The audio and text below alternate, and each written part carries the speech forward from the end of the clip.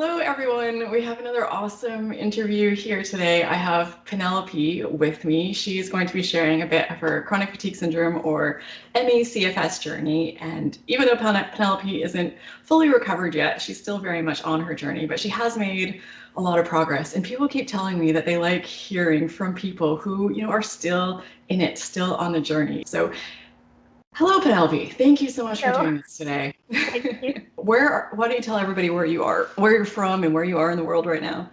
Yeah, so I'm originally Italian from the north, so near Lake Maggiore, Lake Como, that kind of places. But I live, yeah, but I live in Switzerland now. I was in France before and in England before, so I haven't seen Italy. I mean, in a while. I haven't lived there in a while. So Switzerland is where I'm now in Lausanne, which is Okay. on a lake again. It's not too different from where I'm from. It's nice. Wow. That sounds incredible. Okay, so you have been on this journey for, I believe you told me, about a year and a half since this all started. So before this all started, um, I was just a very active person who was jumping around countries for a few years. Um, I was after my studies in Italy, I went to the UK. I studied event management there. Then I did a ski season in France. Then I lived in Russia because I studied Russian and I wanted to, explore that part of the world and speak the language. And then I came back and I studied in the UK. And then I found a job in London. And then I quit my job and I went to France. And this was every year I was just somewhere new, working or studying. I was quite active when I got ill. I was living in Chamonix, which is a French ski resort that's known to be like the hub for climbing and skiing to the extreme. Like you will be surrounded by people who take sports extremely seriously, and it's like if you don't exercise like a crazy freak, you're not part of the crew. So that's what I was doing. I was working two jobs, climbing and skiing. And I was just generally, I think among my friends, even someone who was always very on to the next thing. That's the way I had been living for years. And it was a very active moment of my life when I got ill. I have this moment when I talk to people all the time because right now I'm just blown away. I'm like, that sounds so incredible and like such a dream life. But then in the back of my head, I'm like, I know where this is going. Yeah. Yeah. So many of us have that extreme kind of life in some way. It might not look like yours with all the country hopping, but just it's kind of pushing Yeah. ourselves really hard, and it doesn't usually end well. Okay, so what Yeah. happened? I mean, I think not only I was always jumping around, but I was also pushing myself in every field. I started climbing in the span of 3 months. I was like getting to a good level. I was climbing every night. I was working hard. I was always the best in my classroom. Not maybe the best at my job, but like pretty good, pretty high up. I was always putting 200% of myself in everything. And then it was summer 2019, and I remember out of nowhere, this is not a case where I had a virus or anything. I just woke up one day and I felt so exhausted, like so strangely exhausted, that I got instantly worried, and I thought to myself that something's wrong here. And everyone around me at the very beginning was obviously reassuring me. I mean, it's fine. You woke up one day and you're tired. It's probably because you climbed 4 hours last night. It's like, that's probably it. But I knew this was a fatigue that I had never experienced before, so intense and so sudden. And it kind of never went away. I it started suddenly, but it was a gradual process into the worst phase.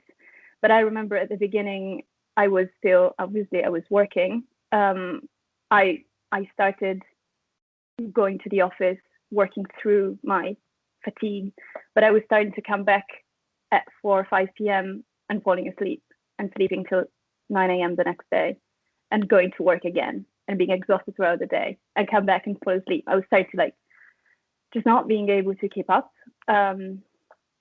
Started deleting social events, saying no to everything that surrounded work because I didn't feel like I could handle, least of all, going climbing 2 hours after work till 10 p.m. in the evening like I used to do, or anything really.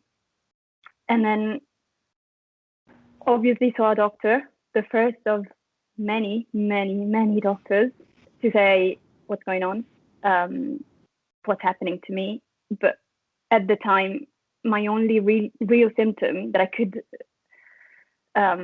describe was fatigue, and plus we're in France, so I'm speaking my third language, and I'm not even that able, to explain fully what's going on with me. And the first reactions were, "You're a woman. It's probably because of that. It's the change of season, or it's probably an iron deficiency." And I was like, "No, guys, I've been a woman my whole life." This is not funny at all, and I do not mean any disrespect by laughing. That's the first time I've heard that one, that it was chalked up to being a woman. What is it about being a woman that would make this happen? Hormonal changes. I have a slight anemia. That was enough many times in front of a doctor for them to say, "Oh, look, you're a bit anemic. You're a woman. That's probably why you're tired." And I'm like, "Yes, but I'm 27. It's not like all of a sudden I'm 15 and something is changing. I've been an adult for a few years now, and this doesn't explain it. I know myself. I know this is not it." France, in a small village, there wasn't much. There definitely wasn't a CFS expert around. There was not much infrastructure to help. So, I mean, I went through months and months of visits of every kind. I have probably this much of blood tests by now. I don't know what to do with them anymore. People laugh at me, like doctors still laugh at me when they see them, and they go, "You're 27 and that's the pile of blood tests you've done so far? Haven't you thought of demedicalizing yourself, getting out of the medical system for a bit and take a break?" And I was like, "No, because I can't, I think I wrote down somewhere all the sentences I've got, all the comments I've got about my fatigue and how ridiculous and outrageous they were sometimes, because people didn't really believe me. And then, so this was summer. We were going into a season of work. I was an event manager. It was full on, especially in winter, because people would come to ski. I went through that ski season starting to have panic attacks because I couldn't. I mean, at work they have been great. They have listened to me from day one. But the reality was that we were a small team and I was a freelancer. Mm-hmm. And that was my season. For the first time, I was taking charge of it, because the year before I was still kind of on a lower level. So there wasn't an option to quit. So I worked through it, and I just got gradually worse. And when COVID happened, it was a sort of, as much as this is a tragedy for many people in many ways, for me it was a blessing, because it meant everything stopped. And I thought, okay, now there's actually a way out of this, and a way that I can stop everything and start focusing on recovery. And that's when I moved to Switzerland slowly, because it took me still a few months. And I started taking action. But at the beginning, all I was doing was trying to find answers online. All I found in Italy on Italian platforms was negativity and just tragedy about chronic fatigue, that I had identified myself, because no doctor to date has diagnosed me with chronic fatigue syndrome. It was just, I'm hoping to now see an expert, a specialist here in Switzerland. Mm-hmm. But it's almost like I even gave up on this diagnosis, because once I started to find information, everything matched, and I started to follow the guidance, I thought, this is probably it. And thank God I found an answer, because otherwise I would still be Googling my symptoms one by one, which I did for a long time. So, yeah. So I'm interrupting quickly for a second, but just because I'm curious, because this is part of what I think is really amazing about getting to connect with people like yourself, Penelope, who are all over the world. So what exactly is the perception of it in Italy, or whatever country you were searching in it the most? What are people saying about it, or what's the, yeah? Well, when there's a difference between what's said in the medical world is actually quite accurate, but there's one expert in the whole country pretty much that has written books about it and knows what he's talking about. And I only found this out quite recently, actually. And he's probably the one to go to if you want to get diagnosed, if you want to be properly followed, which now is a bit of a problem for me because I'm out of the healthcare system. It means going back and forth and paying for every single visit I do as if I was out of, a foreigner, which is not ideal. But what I found immediately was Facebook groups or forums about this in Italian. And none of them was about encouragement or even solutions. It was just about, it was almost a race, like who's having the worst day today. And I realize now how much that reading those things slowed me down and even probably brought me to the point of having panic attacks, which I had never had in my life.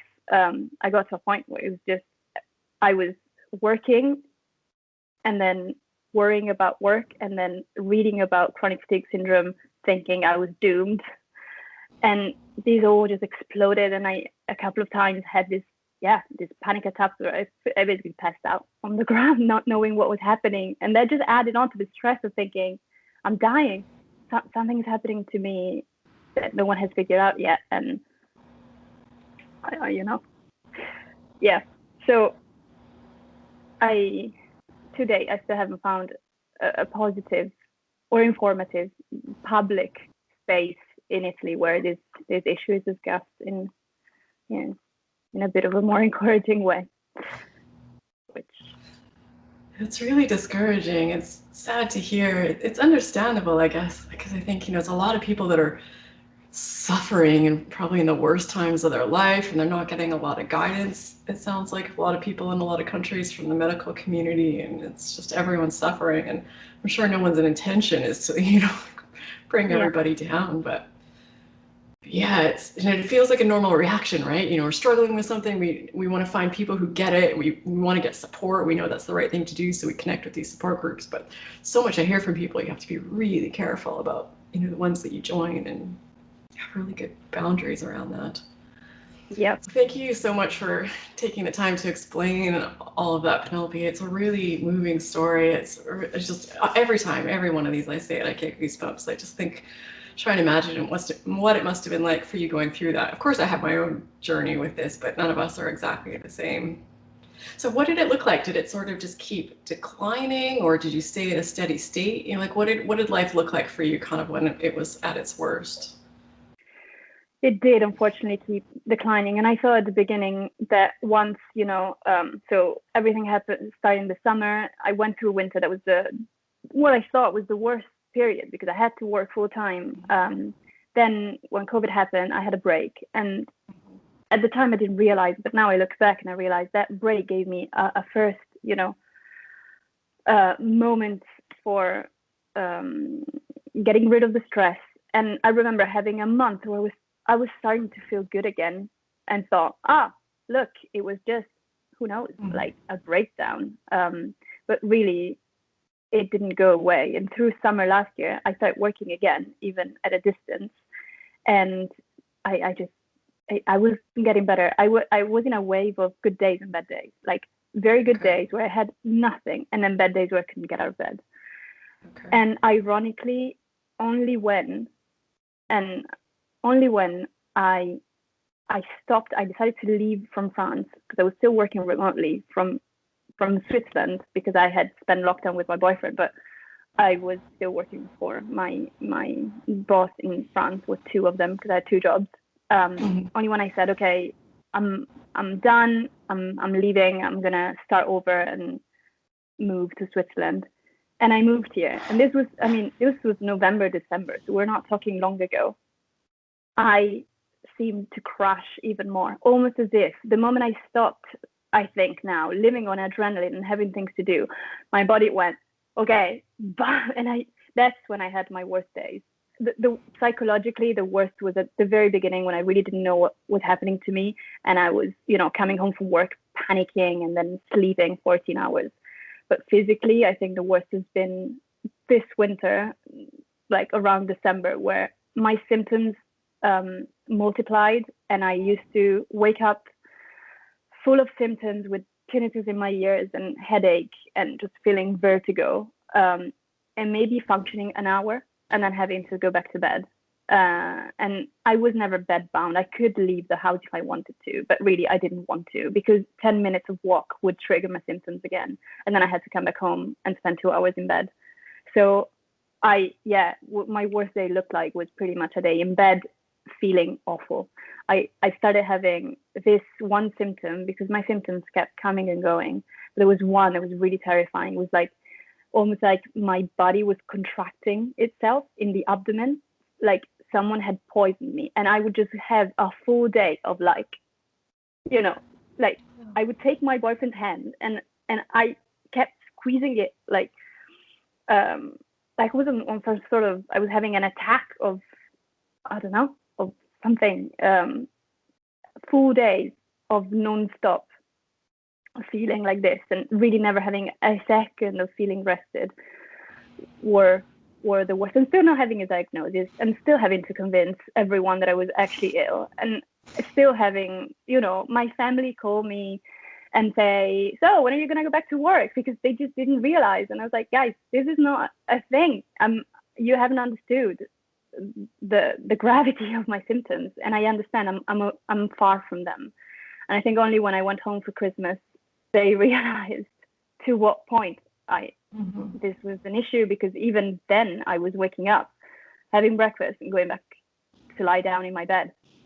They couldn't get around it, that I couldn't even leave the house over a 5-minute walk when I was skiing 6 months before, every day. Yeah. It's a hard thing for people to grasp, I'm sure. I empathize, and especially when you don't have any kind of diagnosis and you have all these tests that come back normal. It's really kind of invalidating, and I think it's tough for people to understand even when you do have a diagnosis. So once they saw you, once you were actually physically there and they saw the condition that you were in, what was their reaction? Well, I have to say it was tough with my family, because they just thought that the typical answer, the typical reaction was just get out and walk and you'll feel better. The less you do, the more you're going to feel fatigue. Or sometimes even kind of, openly ignoring that there was a problem by saying something like, okay, let's go for a walk now. Everyone together. Like, come on, let's go. And I was like, no, I can't do this. I think it was even almost a defense, maybe, reaction on their side. They not wanting to accept that something was wrong. And it was better with my friends, because they had seen me so active all my life. Why would I all of a sudden stop functioning? Yeah. Why? Why on earth would I do something like this? And then my boyfriend, who was amazing, because I met him after starting feeling ill. I met him in the few months after feeling, starting to feel ill. And I was terrified this relationship wouldn't work out, because I wasn't in control of my body and my condition. And he was there from the beginning. Even if he barely knew me, didn't know anything about chronic fatigue syndrome, and neither did I.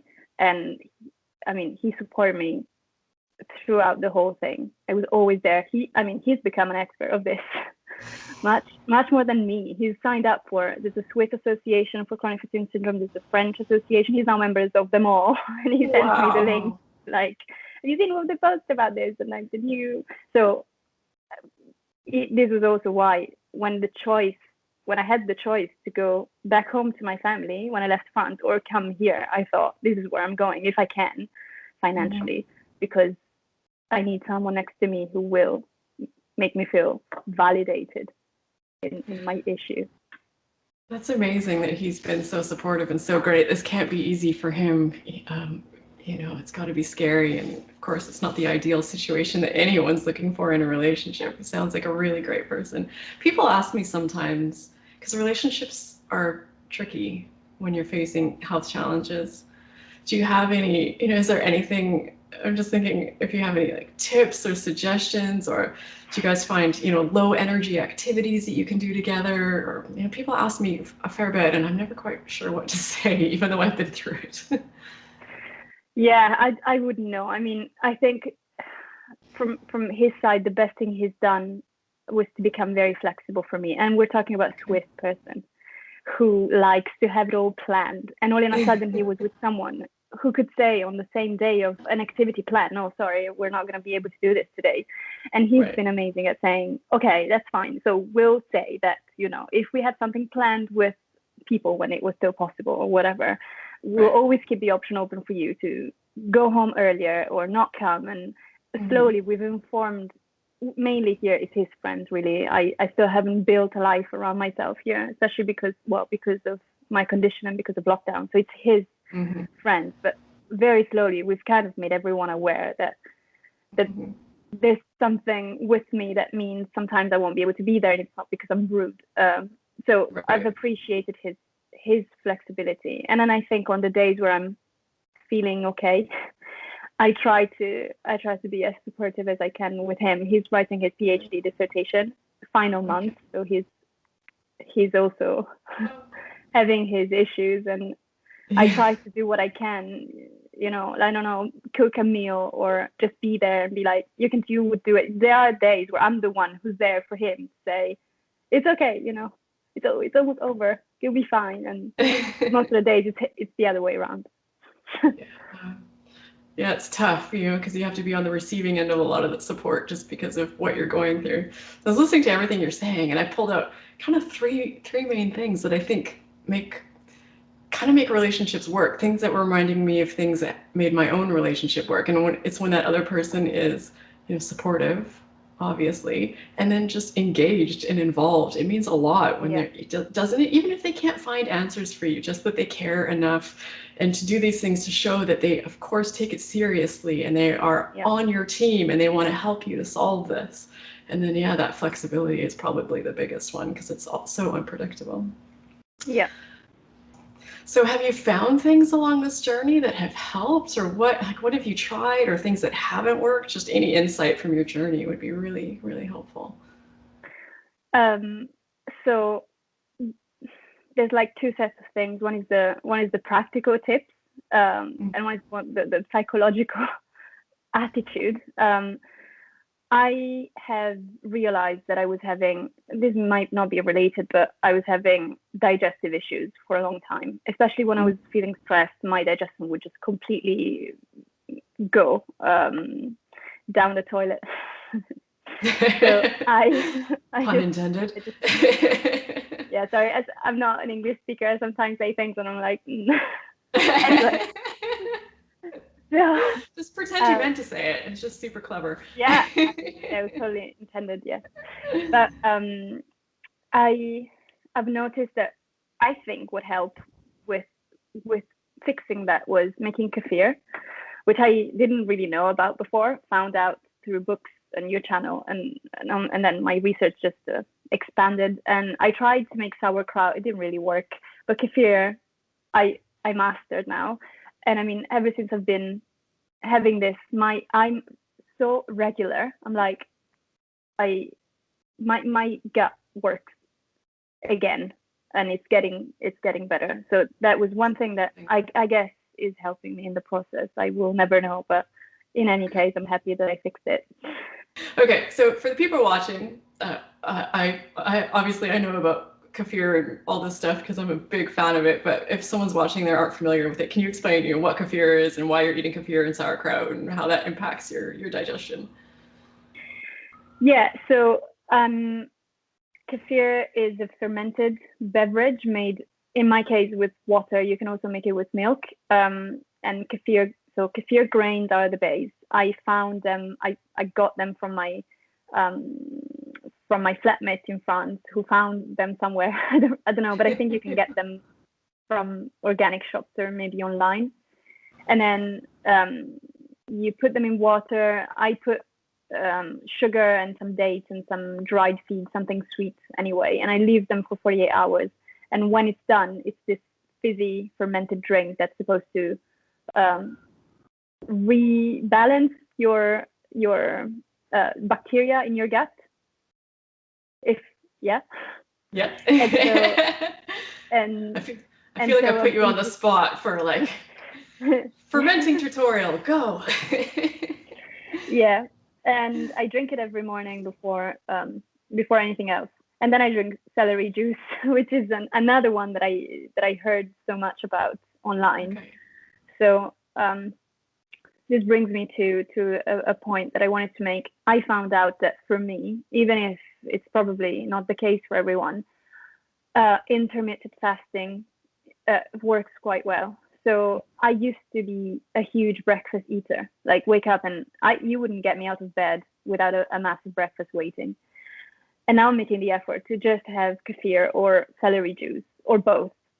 I don't even know if this is real fasting, but the point is I'm not eating solid food until whatever time, until it's been 16 hours since the night before. And I noticed that this is making me feel so much more energized in the morning, when actually I used to wake up, have breakfast, and just collapse back in bed. And so I'm starting to paying attention to what eating does to me, and being careful of not overeating every time I eat, which is something that I've always done. I mean, I'm so I love food, and if you put a kilo of pasta in front of me, I'll eat it, and then I'll have more. I don't care, but it's now becoming an issue. And I mean, I'm Italian, so all my life I've had high carb meals. I ever since I've had chronic fatigue syndrome, I cut out gluten and dairy because I spoke to a naturopath at the very beginning, and she suggested I do this, and I started feeling lighter. And now I'm also starting to watch how much I eat and what happens when I eat. Most of the time, I feel much heavier after and worse. And this is why I'm hoping to see a Ayurvedic doctor soon. Here, now that I'm finally in a system where I can get access to specialists. I've seen the stories about Vera that you've interviewed, and it resonates a lot with me. I think my relationship with food is a bit messed up, and so hopefully soon I'll be able to speak to this person and figure out what works best. But for now, intermittent fasting is working to keep me going. I mean, until I have lunch, which means my whole morning, I feel good. And I'm starting to build routines, which was never a thing. Actually, my first reactions to being ill were oversleeping, because obviously I felt so tired that I just wanted to sleep more. And then just sometimes I didn't have a choice, but even when I did, staying in bed and telling myself I didn't have the energy to go out or put a routine in place. Whereas now I'm dedicating all my morning to self-care, and it's very precise. And I even have a list on my desk of things that I tick off every day, like list of steps from the moment I wake up to the afternoon. And every day I try to follow them, and then I put a little dot next to each one of them to go like, yes, another day where I got them all done. And you are my people. This is how I think. I'm exactly like this. Oh, this works so well for me.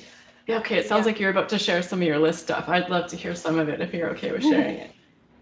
Well, actually, I wasn't. Let me just get it. So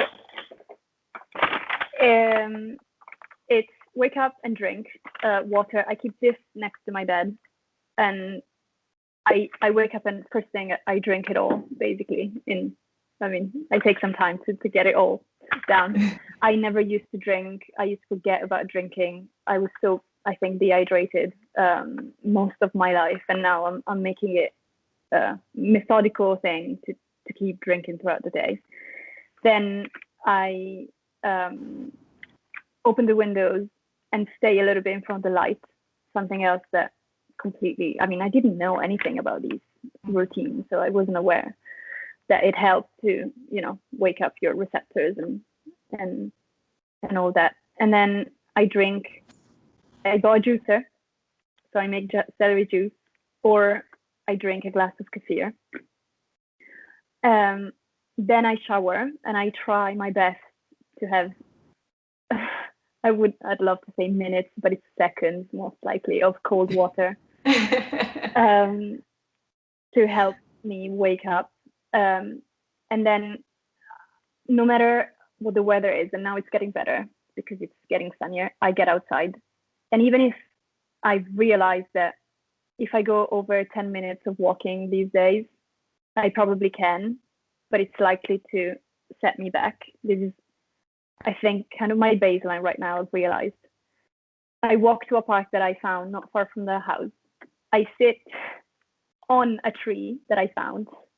So I combine them all together. So I mean, because you talk a lot about touching, being in touch, contact with nature. And I meditate, looking at facing the sun, and then I walk back home. And then it's pretty much by then 11ish. If I have some spare time till noon, I listen to videos or just do research, dedicate some time to finding out more information, inspiration. And then in the afternoon, I rest and I alternate that with studying because I'm actually doing a master's in Italian teaching to foreign speakers, which I signed up for before this whole kind of escalated.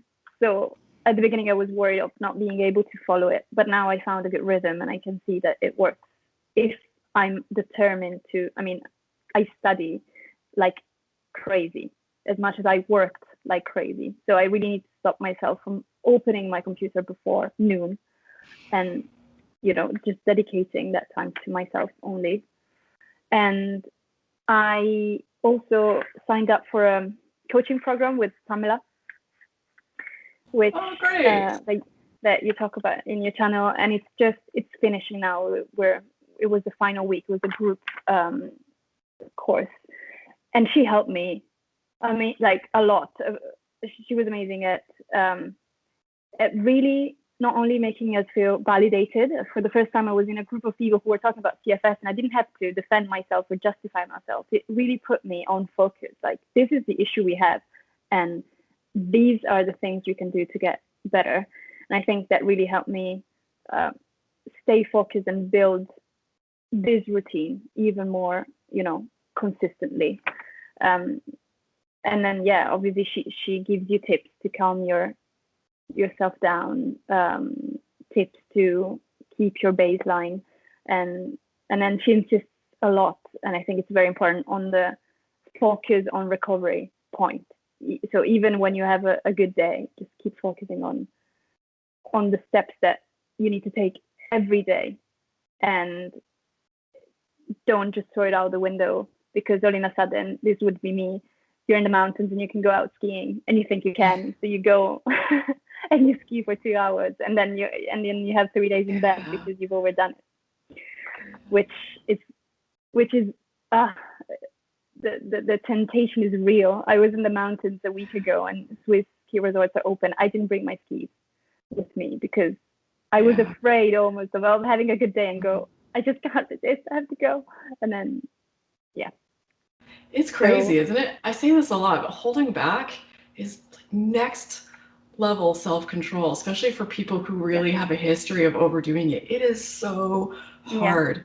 Even now, even though I've had all these hard lessons to learn over the years and I've paid the price so many times, and I know, even though I'm in a good place, I still have to be careful because this is how you get yourself back in a bad place. And even just recently, just in the last month, I found myself, because I started working again, and I'm like falling back into all those old habits, and I don't want to give anything up. I'm like, I still want to work out 6 days a week. I still want to do blah, blah, blah, blah. So it's tough. And I was smiling while you were talking, because you're talking about Pamela, and this, for people who aren't aware, it's Pamela Rose. I'll link her website in the video description. Like, people by now have got to think that Pamela is paying me, because I talk about her so much. Hey Pamela, you do awesome work. Keep it up. And for what it's worth, she is not paying me, but I might start charging you, Pamela. No, she's awesome. Yeah, she's a health coach, a fatigue coach, who, for people who aren't aware, also had ME/CFS for a few years and then got past it and then went and did the training and everything to become a coach, and now helps a lot of people. So I'm glad that you were able to do that and that it was helpful. I'd say, and one last thing that helped me physically, but I mean, this is more of a a symptom management thing is this is peppermint essential oil, and it gives you such a boost of energy and freshness. I put a drop next to my eyes here. Okay. And this was a colleague of mine when I started being ill. She suffered from migraines, and she said, "Oh, do you want to maybe try and use it?" And basically, what it does is just it's a sensation of like cold and freshness at the same time. It wakes you up. I used to use it in the office all day, like it was a drug. I kept putting it on, and even now, when I feel a bit tired, I'm still studying. I have to function and I have to do things, and I feel like I need a boost. I use a couple of drops of this, and it keeps me going for a bit. But this is not about, this is just to manage. Yeah, probably not going to get you 100% healthy, but anything that helps. That's a new one to me. Peppermint essential oil. I'm going to hopefully remember after this. I'm going to order some. That sounds really nice. Yeah, it's good. And then, so these are like the physical things I've tried. I don't know if I mentioned magnesium. I forgot. But yeah, magnesium of all of the supplements I tried is probably the only one where I notice the difference. The days that I take it, the periods that I take it, as opposed to when I forget it. And I don't know. I feel like it helps me. It's hard to say if supplements help, but I think if I had to mention one, it would be this one. That's interesting, and I'm the same, and I don't want this also to be like a magnesium commercial, because again, who knows if it's going to help anybody else, but I've taken so many supplements over the years, and not a one stands out to me. Some of them might have helped, and I just have no idea, but magnesium, I notice it helps me with like body aches, and it helps me sleep a little bit better. It seems to, or it's just got a placebo effect happening, I don't know, but it's the only one that I'm like, yeah, okay, I think I'd keep paying for that. Yeah. And then everything else has been, the biggest thing for me has been the change in perspective. I only really started to see progresses when I accepted that I was ill, and it happened much later than I thought it did. Because at some point I was like, okay, I get it, I'm ill, but I was not ready to make changes, because I kept comparing myself to my previous self of even 2 months before. And I kept thinking, but if 2 months ago I could do this, I could hike 2 hours in the mountains, how can it be that today I can't go out for a 30-minute walk? And so I did, and then I crashed. And only very recently I stopped doing that. And it's almost like 2021, I turned the page and I was like, I don't care who I was until even a couple of months ago. This is where I'm now. And it can only, be built from here. And then that's when I signed up for Pamela's coaching course. And that's when I started building my habits more consistently. And I'm not healed, but I can see that I'm consistently having good days now, as long as I keep in the limits of what I can do. And it wasn't the case until even a month ago, when I was still in this dark cloud of thinking, yes, but 2 months ago I could still do this. And, that's what turned things around for me. And then I'm trying to tell myself that this is a challenge. It's almost like a special challenge for special people. Like, I don't know, I'm trying to see it as something that was thrown to me so that I could make something of it. And maybe that something is to change the crazy hectic life that I was living before, which I thought it was great, but I also think it was starting to get me out of balance, and career-wise, habits-wise, it wasn't probably what I wanted to be doing, because I was living at 1,000 miles an hour. My job was a job like this, and I thought it matched my personality well, because I'm so speedy and energetic, and what more than events management is going to make me go, use all these qualities? But really what it did was that it was making me super stressed all the time. And I probably need a much more calming, work that will, and habits and a stability, and living in a place for a good amount of years. And I would have never realized all these things without this. honestly, it's been mind-blowing, the things that I've reflected on since a year ago. I was a completely different person. Yeah. So this Isn't is it a a, positive way that I found to look at it. and that's a really, really awesome way to look at it. I'm glad that you got there. I'm just like, isn't it a weird thing to have, like, it's such mixed feelings, isn't it? Because this illness changed my life. Like it makes me feel a little bit sick to even say it out loud, but like it kind of saved me. It was such Yeah. hell and such a nightmare. Oh, I wouldn't wish it on anybody. And I wish I could have got to where I am without having to go through all of that because it was really hard. But then also, like, if I had the choice to take it back and like snap my fingers and it never happened, I couldn't do it because I know I have a Yeah. good idea where I'd be if it hadn't happened, and it's not the life that I'd want to be living. It's a weird one. Yeah. Yeah. I mean, I can't say that I love having this problem, especially as Yeah. I'm so in it. But Yeah. um, I have to admit that it's given me so much time and so many reasons to think, especially in my case, like, why did it happen? I can't trace it back to anything else than stress and my lifestyle, because I didn't get a flu, I didn't get a virus, I didn't have a trauma close to the beginning. So the amount of times I've stopped and thought, I thought everything was great. What is it that went wrong? And that allowed me to give myself answers that were buried deep down, that I maybe would never found otherwise. So Wow. Well, thank you so much, Penelope, for sharing all of this. And it's really brave. I know this has got to be nerve-wracking for people to do, and it's uncomfortable putting yourself out into the world on video and the internet, and it can be a scary place. But at least yeah. in my experience so far, people are so much nicer than I thought they were going to be. Like, oh, people on the internet are so mean, but really mostly wonderful. And you're still in this, so I know this was a lot of energy for you to do to prepare for this and the stress of it and to actually do the interview. So thank you for doing this. And as we kind of like wrap up, I always ask, and you've shared a bit of this, so I don't know if there's anything else that you want to add to it, but kind of like your main takeaways from all of this, or what you tell other people who are facing this. Well, for sure to try and surround them with positive information about it. Forget all the negativity. Like, honestly, no point. No point. It's only going to get you in a worse place. So why would you do that? And then I think that as I said, the main thing was for me was stop comparing myself to my past, and really take action from this point onwards.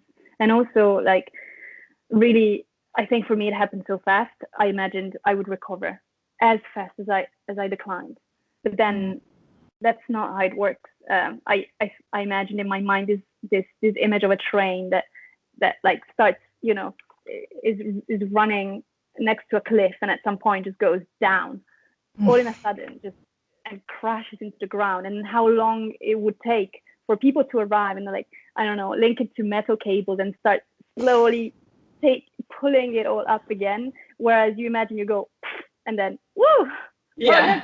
I'm healed overnight. Like, I think I lived in that illusion for a long time. And then at some point I thought, okay, every small progress is a progress. I mean, look, I'm walking 10 minutes and I'm not crashing. It's great. 2 months ago I would have said, yeah, it's not okay. Why haven't I run an hour yet? And I think without that acceptance, not only does your train not start making it back up the cliff, it just keeps kind of like tumbling further down. Yeah. So well, not only you're not making progress, but that's a really good analogy. I like that. Thanks for sharing that. Yeah, I think this is it, and then try to see it as an opportunity that not many people get to take a look at your life and think, okay, what can I change, if there's anything to change? Yeah. Well, this has all been very enlightening, and as always, I've learned some things, and I really appreciate the time you put into this. And is there some place that people, if they want to reach you or ask you questions or follow you, how can they do that? I think, well, my Instagram, I'm on Facebook with my name and last name, so I'm easy to find. I don't have a MECFS challenge. People online are not even aware I have this problem. I haven't talked about it. Okay. But I've thought about talking about it, especially in Italian, as there's nothing Wow. out there Yeah. that could. Well, there's something, but there's no recovery stories really like yours for an Italian-speaking public. And if I hadn't been for my English knowledge, I wouldn't be here. I wouldn't know where I would be.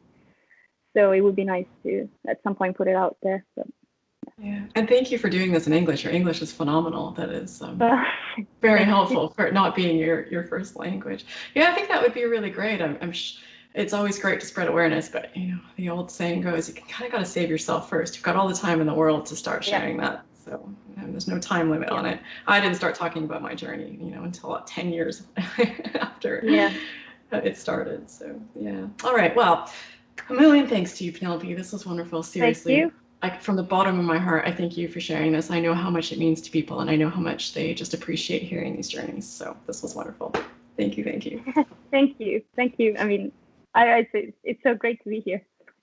I never thought that I would one day be talking to you. So yeah. Yeah, we didn't get that on camera. I feel like that's something that we need to record for history here. She called me a celebrity at the beginning of this chat, and I was just all excited. And I said, I'm going to have to tell my husband over dinner. I'm like, someone called me a celebrity today. I know I'm not. It's very sweet of you to say. So yeah. And everyone watching, as always, please leave your thoughts and your comments, and I'm sure Penelope would be happy to answer any questions that you have there as well, and me also. And yeah, that's it. Yeah. Thank you, everyone. Thanks for watching, and until our next video. Bye, everyone. Yeah. Thank you.